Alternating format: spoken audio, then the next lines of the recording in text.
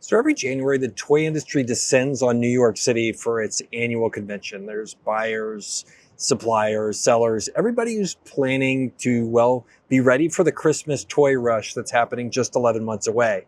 And when I looked at some of the articles that came out about it, I expected kind of doom and gloom. I mean, Trump's tariffs are going to hit toys really hard. And those toys, 80% of them come from China into the United States. And then there's a lot of other bad news for the toy industry. I mean, birth rates are plummeting. People aren't having kids anymore. And inflation is squeezing wallets, meaning discretionary spending is going way down. And in the end, also, kids are glued to iPads. So you have a lot fewer, you have a lot of competition for these kids' eyeballs. And it seems like this is the perfect storm for disaster. Like everything should be going wrong. And when I went and dug into what was going on in the industry, like the industry is actually exploding. Toy imports went from $17 billion to $44 billion between 2017 and 2023. Just like insane growth. It almost tripled over the past 6 years. So look, there's all these headwinds for the industry. Like, how is this possible? What's going on in the toy industry? And how can we as small business owners learn from what's happening in this particular corner of the market and use that in our businesses ourselves? So let's dig in. So hi, my name is Michael. I'm a business nerd for fun. I like to study and learn about business, and then I love to teach also. So these are fun things for me. And if you're into that kind of stuff, I make all kinds of videos like this, including this one that I'm making while on vacation. And you can decide whether I should be doing that or not. But my family's all relaxing, and I'm out here with perhaps the best view in the whole world here in Mexico. So if you like that kind of stuff, please subscribe. Would love to have you. I do this stuff out of love, and hopefully you would love it as much as I love making it. So how we got here is really a product of history, right? So toy consumption, if you go look at the numbers, it peaked in 2008. And that's when the Great Recession started. And that particular year, we hit $20 billion in toy imports from China. And then suddenly, well, because you kind of would expect it from a declining economy, the next year, they went down over 15%. And the economy here was a big setback and a reason why the toy industry started struggling. But of course, like bad economies, they don't last forever. On the other hand, we saw two things start happening in 2008 that were kind of semi-permanent, if not long-term changes that will be hurting the toy business then and also leading up to today. The first one is a total societal disruption. And some of this is because of the Great Recession, right? Housing got super expensive and it jaded a lot of young people into where they are today, which is, well, they don't want to have kids. Because, well, frankly, buying a house is so expensive and having kids is so expensive now. And so they started having a lot fewer kids back in 2008. And of course, that's really bad if you sell toys, right? Because kids are who toys are meant for. And in 2007, the birth rate of the United States peaked at 2.12 births per woman. And by 2017, just a decade later, it's down nearly 17%. To 1.74 births per woman. In the toy world, this is really bad. Imagine your whole market shrinks by like 17%. And that's especially tough when you make a physical product. So remember, physical product businesses tend to have factories. They're made and produced by people. And so that means there's a high level of fixed costs there in these factories. You build a factory and then, well, it's either running at capacity or it's not. Either way, you're paying entirely, the full cost of that factory, including maintenance, upkeep, and all that kind of stuff, plus the cost of capital to build the thing when you started it. So when your market shrinks and you have a high fixed cost business, things can get really rough really quickly. And that is the type of business that toy manufacturing and especially toy retailing, that's how it operates, high fixed costs. And the danger there is if, well, your fixed costs are so high, if revenue shrinks too much, you may not have enough coming in to cover those fixed costs. And that can end up putting you in a bad place, which frankly is where Toys R Us, the world's biggest retailer, that's where they eventually ended in bankruptcy, later in the decade of the 2010s. But the second headwind that we saw in 2008 is a technological one. What we saw around then was the introduction of the iPad, and Apple sold 32 million of these things in 2011. Now, just to put that in perspective, that's one iPad sold that year for every 10 people. And to some extent, that's probably, about one iPad for every 3 kids. Pretty rough. When you think about that, the iPad is very quickly became something that parents used to replace an entire toy box. For $399, you could go down to the store, buy an iPad. It came with a suite of free games and all this kind of stuff you could get from the App Store. And suddenly, instead of buying Jimmy or Tony or Timmy or Sarah, your kid, a train set or an expensive doll set that they might play with for a couple days and then forget, you could buy them one iPad for maybe 2 times the cost that they could use a million different times in a million different ways. And it was kind of perfect if you had to be one of those parents who took your kids out to dinner. Well, you might just end up, well, using it to babysit them while you and your spouse had a nice meal and a nice glass of wine. I see it all the time when I go to restaurants. And if you look back at the data on iPad usage, and you can see the majority of the time spent by little kids matches up exactly what I'm talking about. It's spent on games and playing. And so by 2010, like, the toy market was under siege, not only from the fact we had fewer kids, there's also from this technology disruption. And the good news is, like most and many things in capitalism, capital finds a way. And all was not lost. But there were some strange things that kind of happened that turned it around for the toy industry. The first was a radical shift in basically the retail nature of the toy market. I remember up until this date, you had kind of retail giants like Toys R Us being really the people that were bringing you toys, right? Target and Walmart and Amazon, they weren't players at this time.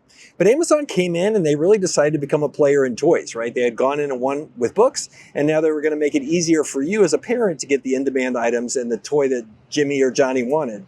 And I remember seeing stuff at this time, right around the time Amazon started to get really big into this space. I would see parents going to toy stores and they would look and say, okay, well, like, they don't have exactly the color that I want, so I'm going to click a button, it'll show up at Amazon in 2 or 3 days. And that was just the nature of what started to happen to specialty retail around that time. It happened especially with toys. And Amazon has now 15% of the total US toy market. That includes Walmart, Target, everybody, and 35 to 40% of the online toy market, depending upon who you ask. Just kind of a fascinating rise of their dominance into this space. And similarly, big box retailers came into the space as well. They started to get heavily into toys. Toys play to what a Walmart or a Target likes to do. They're good at negotiating with the Chinese. They're good at negotiating with the Vietnamese. They're good at negotiating with big brands and getting special deals for themselves. Like, they know how to do that.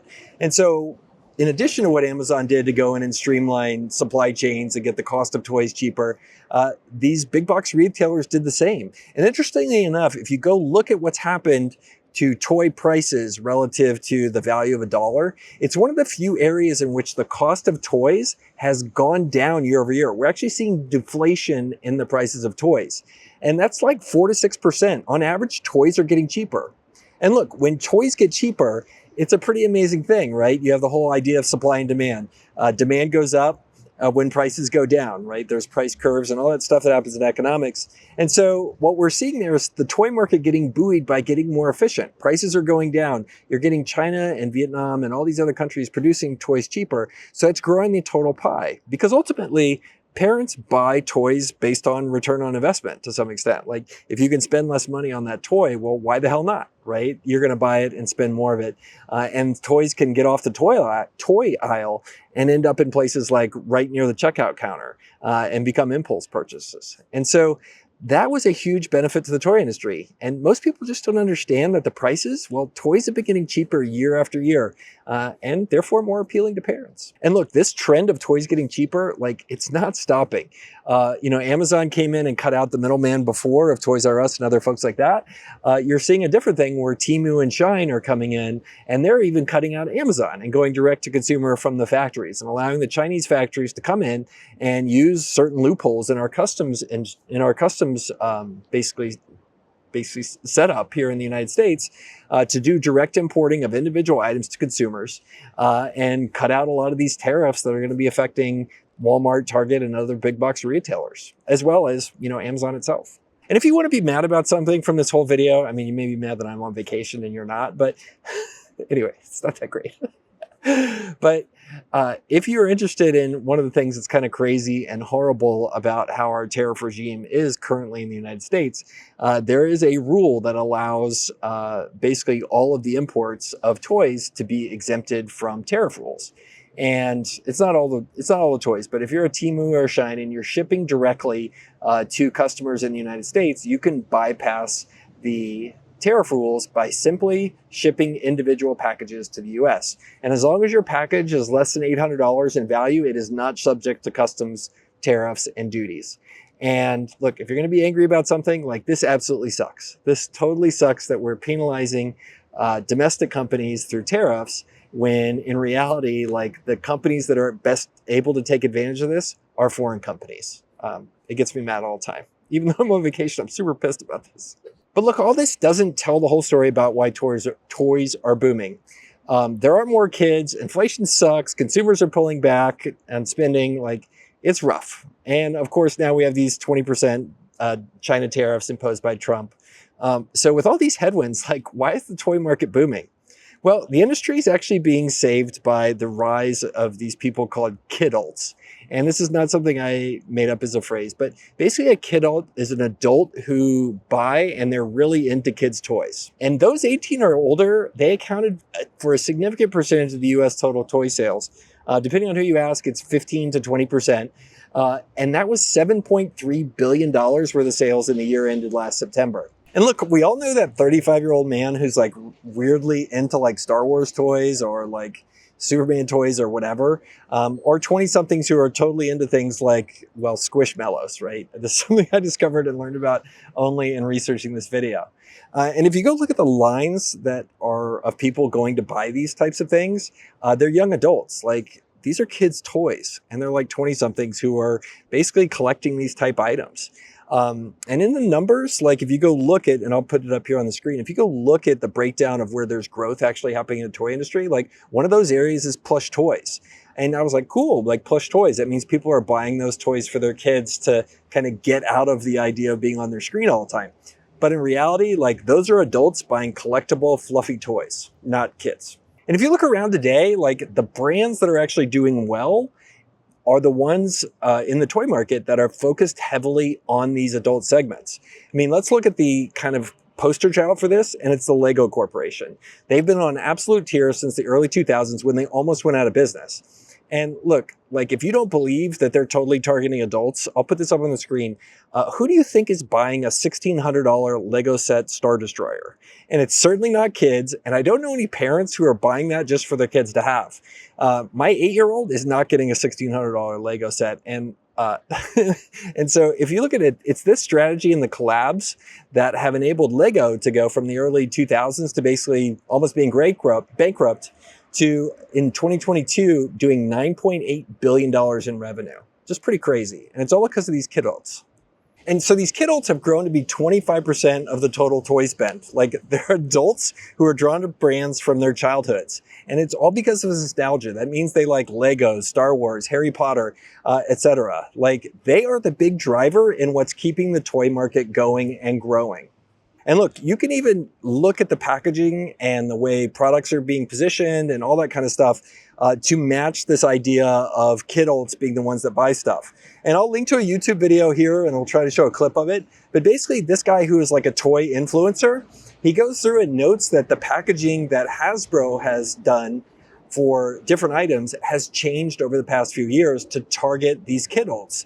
The headers of the kind of plastic packaging and stuff like that, it's much more solid and stable. And that means basically what you guessed. These toy makers are not stupid. They realize where the growth is and who their target market is. And like, it's these kidults. And it's kind of crazy because a lot of kidults don't actually like open the packages. Like, why do you buy a toy if you're not going to play with it? I don't know. Am I showing my age here? Look, and I think it's a big question as to what will happen as these kidults get older. Like, are they going to keep spending? Maybe. What happens when they start retiring and downsizing? What happens when they get busy with their own kids? Look, I'm not sure. And look, then you have Gen Z, which is kind of the generation that my kids are part of, like current teenagers into their 20s. And they don't have the same influence as a Star Wars, Harry Potter, or frankly, Barbie, because, well, cable TV and the movies have totally imploded. Like, my kids couldn't give two craps about Star Wars. I mean, I'm sure some kids do, but like, they do not have the nostalgia for Star Wars that my wife and I do, you know, being here in our 1950s or in our 50s and kids of the and products of the 1980s. Like, it just doesn't mean anything to them. And there's no way they're going to grow up and want to buy those nostalgic toys, you know, just because it wasn't part of their childhood. And look, so in this video, like, I'm on vacation, I nerded out and spent a bunch of time reading about this whole market. It is huge. It is complex. I'm going to love to do more videos about elements and particular parts of the toy market.